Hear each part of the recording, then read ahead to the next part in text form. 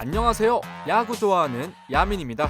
여러분, 이런 선수가 있었습니다. 안타를 2318개나 때려낼 정도의 정교함, 351개의 홈런을 쏘아 올린 파워, 그러면서 도루도 193개로 보여준 준족의 모습, 거기에 1389타점과 1299득점, 통산 타출장이 3할 1푼 6리, 4할 2푼 1리, 5할 2푼 9리. 이게 진짜 말도 안 돼. 너무나 당연하게도 통산 WAR 87.22로 역대 1위. 하지만 아이러니하게도 국가대표팀에는 승선하지 못한 이 선수, 2010년 은퇴 후 잠시 해설위원을 하다가 요즘엔 방송인으로 활약하고 있는 양준혁입니다. 앞에서 말씀드렸다시피 누구도 반박할 수 없는 프로야구 최고의 레전드 중 한 명인 양준혁은 어째서 국가대표로 뛰지 못했는지 각 국제대회 때마다의 이유를 한번 알아볼까요?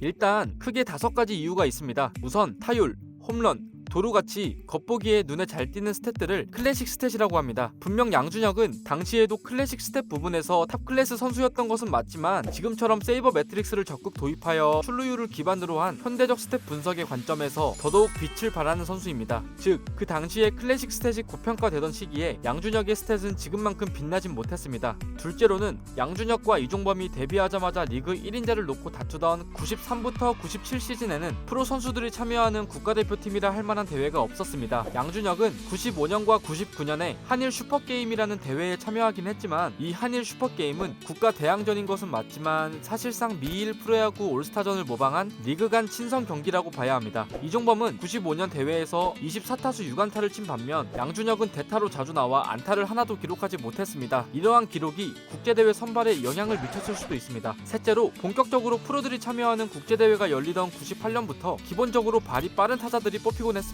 양준혁이 20홈런 20도루 클럽을 4번이나 기록했고 통산 도루 개수를 보면 코너 외야수치고는 나쁘지 않은 주력을 가지고 있다고 볼 수 있지만 사실 도루자도 상당히 많은 119개로 절대 발이 빠른 타자라고 할 순 없습니다. 그리고 98년부터 이병규, 박재홍 등 전형적인 오툴 외야수들이 급부상하면서 양준혁은 애매하게 붕 뜨는 느낌이 들기 시작했습니다. 네 번째로는 포지션입니다. 선수 시절 양준혁의 포지션은 대부분 지명타자 또는 코너 외야수였습니다. 하지만 앞서 말했죠, 외야수로는 양준혁의 자리가 없었습니다. 그럼 이제 데뷔할 때의 포지션인 1루수와 지명타자가 남아있지 않냐? 할 수 있는데 1루수와 지명타자는 포지션 특성상 당연히 장타가 되는 타자를 뽑아야 합니다. 양준혁도 장타력이 훌륭한 선수인 건 분명하지만 그때쯤 같은 팀 동료 중 미쳐버린 신인이 등장합니다.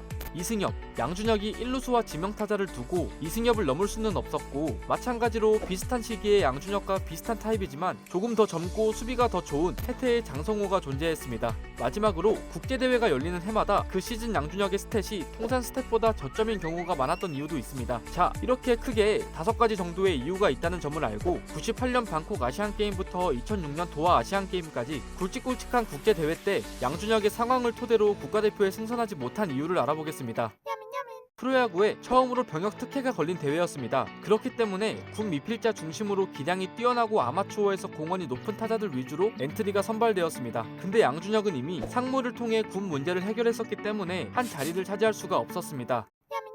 우리나라가 국제대회만 하면 고유로 발동되는 8회의 기적이 처음 시작된 대회인 시드니 올림픽. 이해의 양준혁은 LG 트윈스에서 지명타자로 괜찮은 스탯을 보여줬었습니다. 하지만 이해 양준혁은 잠시를 홈으로 쓰며 15홈런에 그쳤던 반면 경쟁자 김기태는 26홈런을 기록, 장성호는 3할 2푼을 쳤으며 1루 수비도 준수했습니다. 정수구는 전형적인 발빠르고 수비 좋은 외야수이고 박재용, 이병규와 경쟁하기에 박재용은 30-30을 했고 이병규는 1년 전 30-30을 기록했으며 2000년만 보면 양준혁보다 타격 성적은 조금 떨어졌지만 리그 상위의 중견 수비가 가능했습니다. 이렇게 또 양준혁의 자리는 존재하지 않았죠. 2002년은 양준혁의 커리어 중 처음으로 슬럼프를 겪은 해입니다. 데뷔 후 처음으로 3할 타율이 깨졌고 14개의 홈런을 기록, 성적만 봐도 국대에 승선하긴 무리였습니다. 이 당시 라인업을 보면 내야수 중 장성호와 이승엽 정도가 1루수와 지타를 설만하고 3루수인 김한수와 김동주를 제외하면 모두 내야 유틸이 가능한 자원들입니다. 또 외야수 라인업을 보면 적어도 발이 느린 선수는 단 한 명도 존재하지 않음을 알 수 있습니다.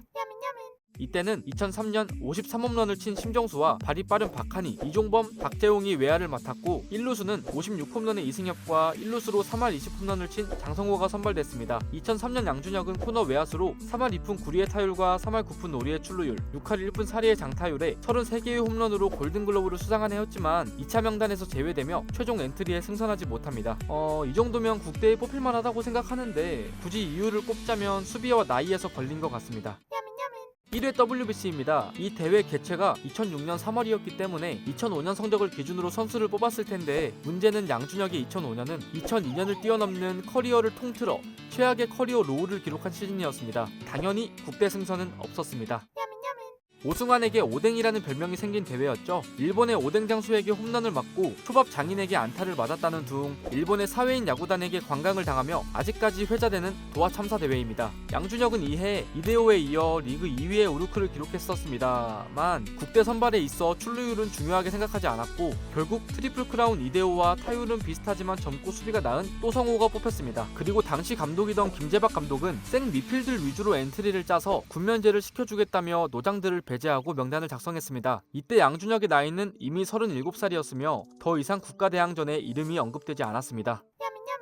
자, 이렇게 양준혁이 국대에 승선하지 못한 이유와 각 국가대항전 당시 양준혁의 상황을 알아보았습니다. 제가 콘텐츠를 만들면서 봐도 아무리 수비가 좋지 않았다고 한들 데려가서 대타로라도 활용할 수 있었을 텐데 어떻게 한 번을 안 들어갔나 싶더라고요. 양준혁은 야구 인생 내내 A+의 성적을 꾸준히 내며 야구 역사에 본인의 이름을 크게 남겼지만 국대에서 주전으로 쓰자니 그 당시 미쳐서 S급 임팩트를 낸 선수들이 꼭 존재했고 그렇다고 양준혁을 백업으로 쓰자니 수비가 중요한 백업에서 활용 가치가 떨어져서가 가장 큰 이유인 것 같습니다. 국제대회 같은 단기전에서는 수비 하나하나가 굉장히 중요하고 좋은 선구안과 컨택 조합은 리그에서는 당연히 최고의 평가를 받지만 마찬가지로 단기전에서는 몇 번의 기회에 큰 한방을 날려줄 선수가 필요했기 때문이겠죠. 크보 역대 최고의 타자로 뽑히는 양준혁이 국가대표 경력이 전무하다는 게 정말 아이러니한 것 같습니다. 그럼 지금까지 야민이었습니다.